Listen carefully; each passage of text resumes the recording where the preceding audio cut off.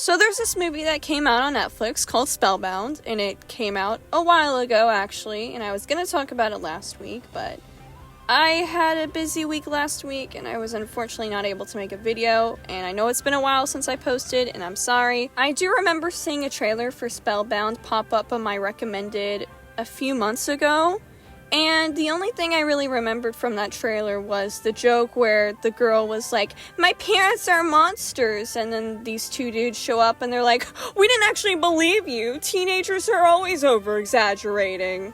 And the fact that the trailer would not say who this movie was created by, it was just like, this guy did Cars. Oh, and Dewey mentioned he worked on Shrek. Which I don't think there's anything wrong with being like, oh, this movie was created by the mind who helped work on Toy Story or whatever, but like, it feels like they were too scared to actually say the guy who produced this movie's name. And apparently one of the guys that did it was John Lasseter? I hope I'm saying his name right. And if you don't know, this guy worked on this movie that came out a while ago called Luck. I remember seeing trailers for it, but I never saw it myself. And I looked it up on YouTube to see like what people thought of it.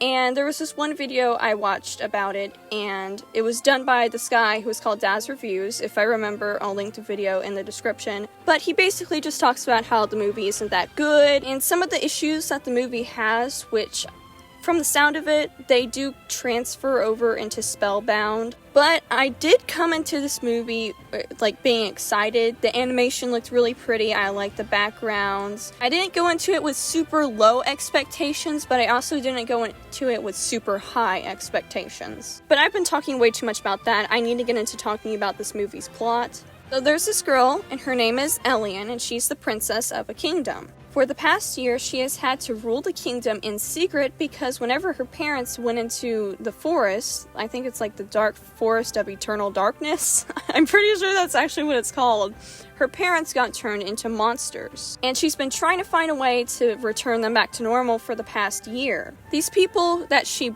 brings to the palace to like try to figure out how to make her parents return back to normal, they're about to tell her how to do that, but then the king or queen eats one of them, so they end up leaving, understandably.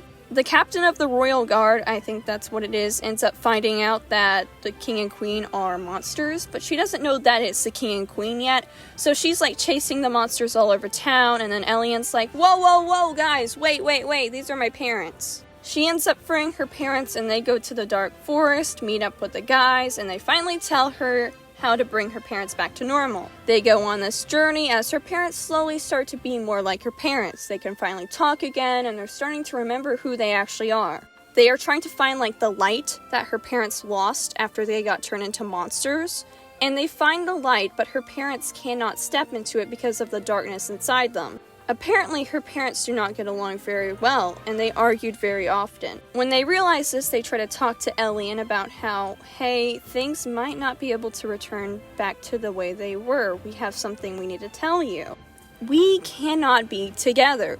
And she's upset, and the darkness, which is what turned her parents into monsters, comes after Elian, but her parents are captured by the royal guard, and they have been chasing after them the entire time. But they save Elian, and even though they're separating, things end up going alright. First thing with this movie that I want to talk about is the music, because this movie is a musical. None of the songs really stood out to me or interested me, but I did love the scenes when the songs came on. They were very entertaining and reminded me a lot of the musical scenes from Encanto. And even though I didn't like the music, the singers all did really well. And the same was good for the voice acting. All the voice actors did a great job. And I know Rachel Zegler is in this movie, and she's not a very good figure online because of the things she said about the new Snow White live-action remake, which I don't like what she said either. But I'm not going to sit here and pretend that she's a bad actor, because she isn't. She's a good actor. I just don't like her as a person. And her performance as Princess Elian was pretty great. The movie itself was kind of all over the place. I kind of was a bit confused in some parts because I was just like, oh, okay, we're doing this now, I guess. I didn't understand the part with the royal guard chasing after them either, because the royal guard is literally under Princess Elian's control. So it was kind of like, we're running away from them, but they're also us. And another thing was that they just threw in there was that the two dudes who were talking to Princess Elian, they were like, listen, if you don't turn your parents back to normal soon, they'll be monsters forever. But it's already been an entire year, and I'm guessing it was thrown in there to add a sense of urgency, but like I said, it's already been a year. There's no urgency here, and it is never brought up again. And the whole thing with the Royal Guard chasing after them would have been enough urgency anyway. Even if I found it confusing, there's still some urgency in trying to run away from them. I did mention earlier that I thought this movie was pretty, and it is very pretty. I like the animation, the backgrounds are very nice, and the made-up creatures they have in this movie are also very cool. Like, there's this tiger-looking thing with wings.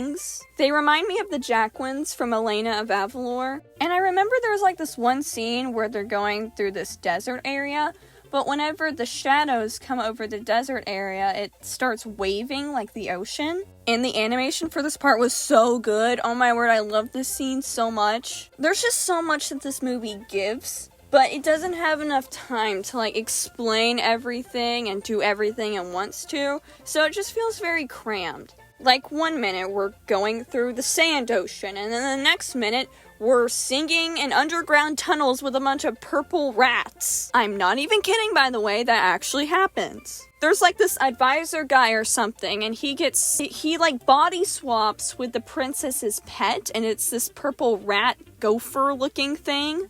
And he goes into an underground tunnel with a bunch of other purple and blue rat gophers, and then they sing a whole song about how change isn't that bad or something. I don't know, this part of the movie really threw me off. Like, the rest of it's okay, and then this part I think I just lost my mind. This movie has so much potential. It has an interesting message. This message is about divorce and how it impacts families, and while the family ends up getting divorced, it's like the movie doesn't downgrade them for getting divorced. It downgrades her parents for not telling Ellie sooner.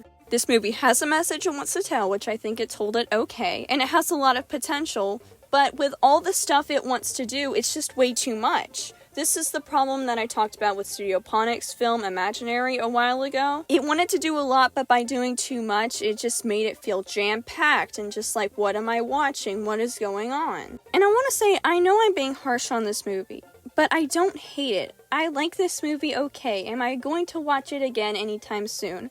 Probably not, but I don't absolutely hate this movie. The reason I'm being so harsh is because this movie has a lot going for it, and I see what it wanted to do. This movie could have been a lot better, in my opinion, if it had just focused on more of the important things than just some of the fun or weird things that they wanted to add in. And if you want to keep that stuff in there, I think it might have done better as a television show. But these are just my opinions about this movie, and now I'd like to hear yours. Thank you for watching this video, and I hope you enjoyed. And once again, I'm sorry I didn't post last week. Next week, I'll probably do a video about a Christmas movie, so if you guys have any Christmas movies you'd like me to review, you can let me know in the comments below. If enough people comment, I might pick like the top 3 that I'm interested in and then just post it on a community vote and see which one everyone chooses. But until then, I will see you guys next week. Goodbye!